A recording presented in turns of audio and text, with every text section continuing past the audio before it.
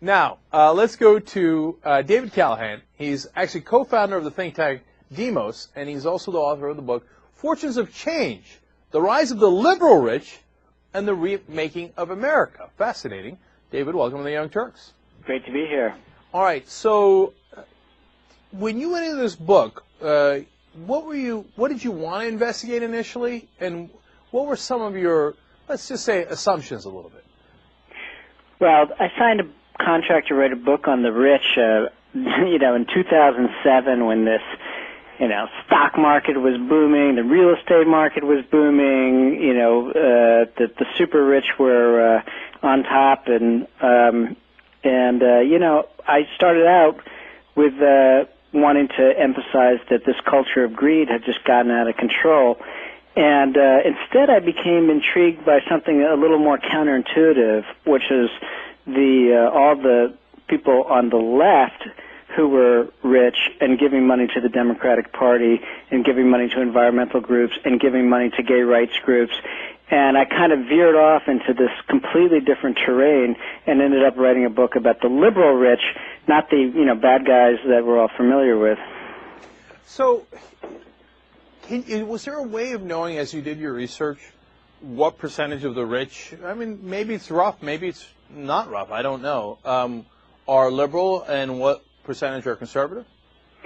Well, Obama won Americans making over $200,000 by 8 percentage points in the 2008 election. Obama won 8 out of 10 of the richest counties in America in that election. That said, I argue that most rich people remain Republican, and it's still a small minority that's actually what you might consider liberal. I think that there's a lot of centrists and independents who might have voted for Obama, but the number of really liberal rich remains small, but they got a lot of money and they have a lot of influence. Okay, but overall, 8% more voted for Obama, so that's an interesting trend. We talk a lot about how the Republican Party goes to protect the rich. Let me dive to that tangent for a second. So if they're not getting their votes, why do they bother? Well, I think that the Republican Party is, it believes in free market tax cuts. It is so enamored of the ideology of the free market that it's constantly doing things that are in the interests of corporate America, and so much of its money still does come from corporate America.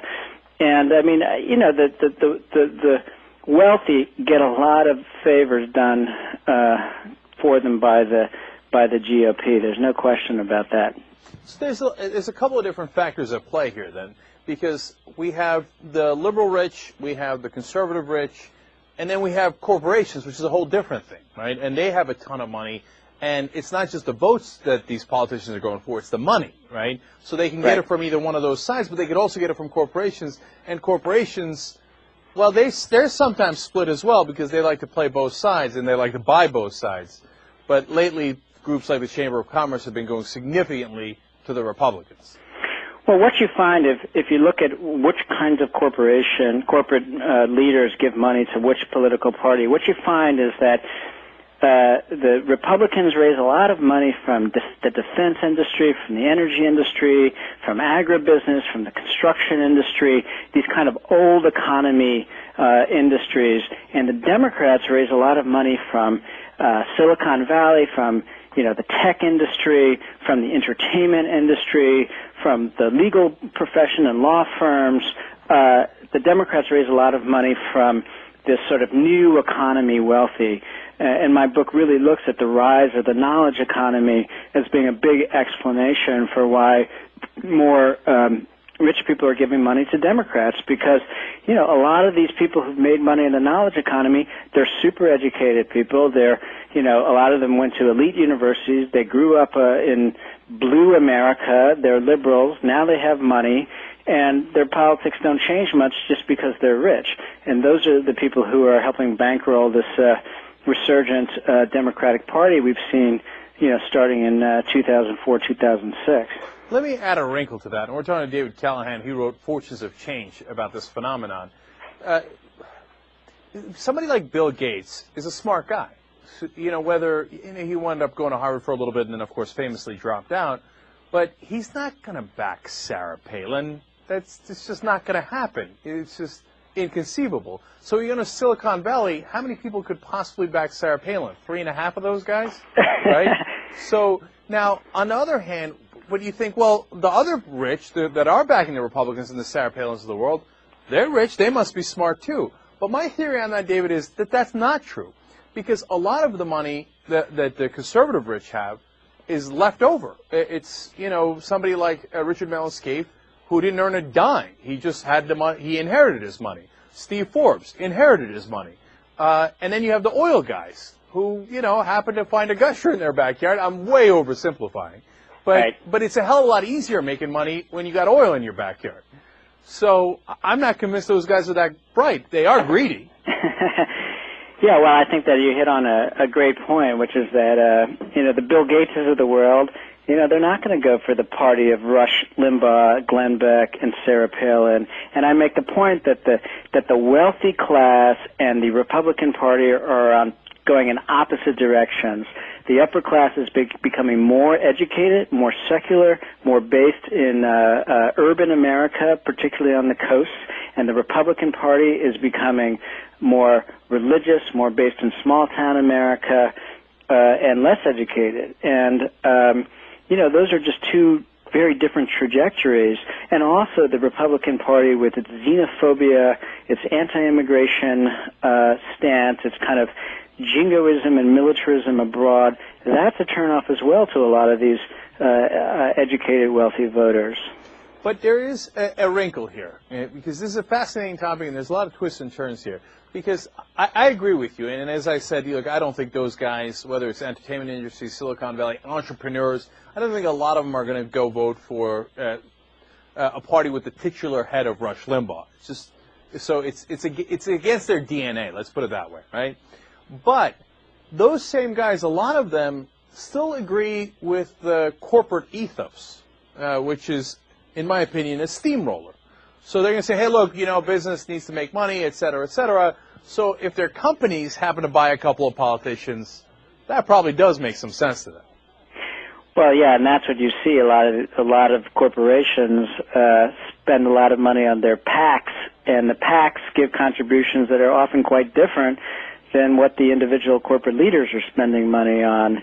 Often the PACs will give money to who's ever in power, while the corporate leaders will many of them will give money to Democrats. But just to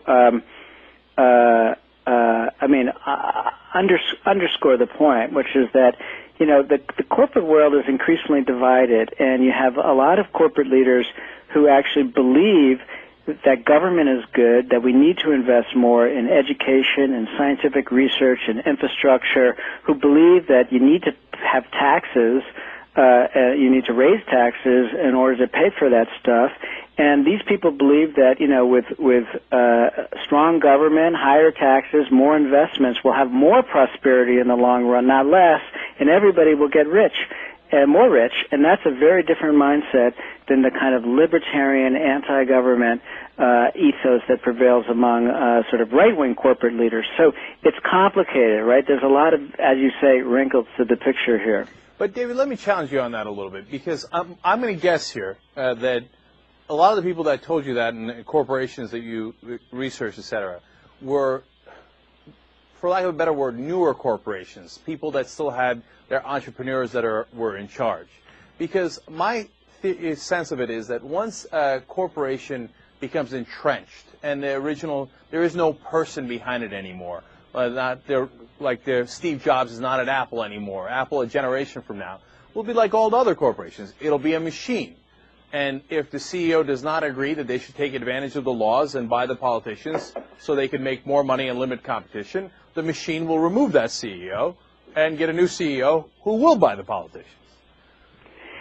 Well, I think you make a good point. These corporations are machines. They're focused on the bottom line. They'll kind of steamroll anything in the way. They'll destroy the environment. They'll, just undermine the livelihoods of workers and all of that.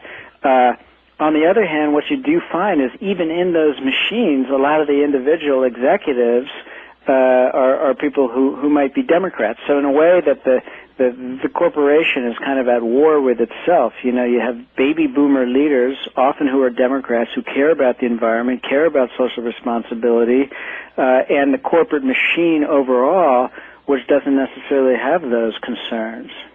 So finally, let me ask you about how this all affects politics, right?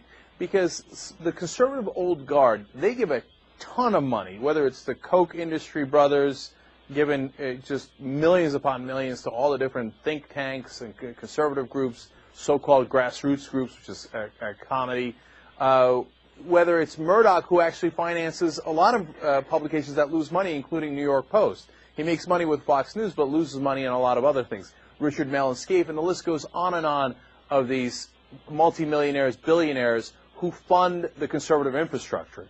So one part of that question is that eventually going to die out as the Richard Mellon Scaifes of the world pass on because they run out of money or whatever happens, right? And number two, have the liberals built a similar infrastructure, or are they not as specifically political? To answer your first question, I think that there's always going to be wealthy right-wingers in America who are trying to block progressive change. To answer your second question, a huge amount of new liberal money has gone to create a new progressive infrastructure in this country. George Soros, Peter Lewis, the insurance magnate, Herb and Marion Sandler, a retired banking couple, and the list goes on the left of people who have pumped tens of millions of dollars into building a new progressive infrastructure. The Center for American Progress, which is now the left-wing counterpart to the Heritage Foundation in Washington, D.C., was funded by several billionaire donors who basically created it out of thin air.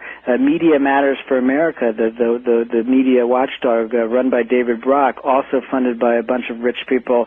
The Democracy Alliance, which is a network of wealthy individuals, is putting tens of millions of dollars every year into progressive groups, many of which did not exist just 10 years ago. So there's a new surge of money, and the money on the electoral side has been even greater, a lot of it going through those so-called 527 organizations. You know, George Soros personally spent $23 million in 2004 to help elect John Kerry.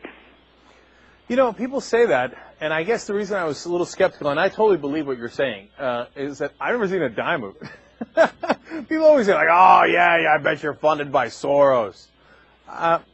Hey, George, over here. I guess it didn't trickle down to us. But it is a fascinating phenomenon, and your book is very interesting. It's called Forces of Change, The Rise of the Liberal Rich and the Remaking of America. David Callahan, thanks so much for joining us. Really appreciate it. Great to be with you. All right. We'll be right back.